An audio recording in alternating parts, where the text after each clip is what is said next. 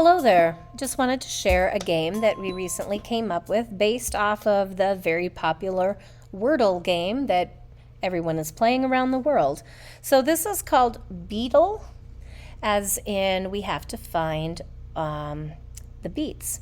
And I have changed it slightly from Wordle. Instead of 5 letters, it's 4 beats. And also we have a few different versions. We have a beginner, intermediate, and advanced. I'll show the beginner first. So the way this works is I will come up, as teacher, I will come up with a rhythm of the day.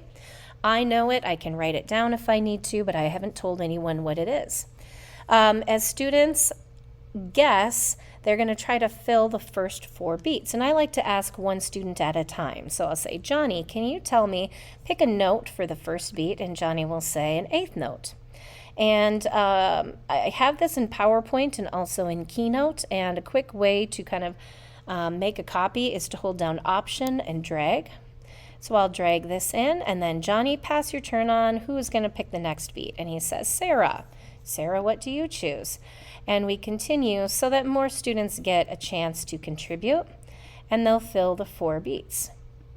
Now I know what the final outcome is, and so then I will give them some feedback. I'm going to use Option drag here and say, oh, we have a quarter note, that's correct, but it's in the wrong place. We also have a rest, that's correct, but it's in the wrong place. But your 8th note is in the correct place. And so then we'll carry down the correct one and keep passing turns on so that they can try different places for the other ones, fill in the 4 beats, and we continue. So the yellow means it is the correct notation but on the wrong beat. Green means it is correct, and they only get 5 turns to do it. I know my students, so I can change what the rhythm of the day is, and I can make it appropriate for their grade level. So this is the beginner version. To clear the board, I just highlight all of those and delete them. There's also another page which adds in 16th notes for kind of those middle elementary students. We learn those around 3rd grade in my school, so that's when I'll be practicing with that. And for some of the older elementary students, we can add in some of the other notations as well, and it gets a lot more challenging. Notice that I have not included half notes or whole notes, simply because if they figure out 2 of the beats, it all just happens too quickly, and there's not enough chance to guess. I've left it for all 1 beat notations here. So hopefully you can find this useful. It is a free download.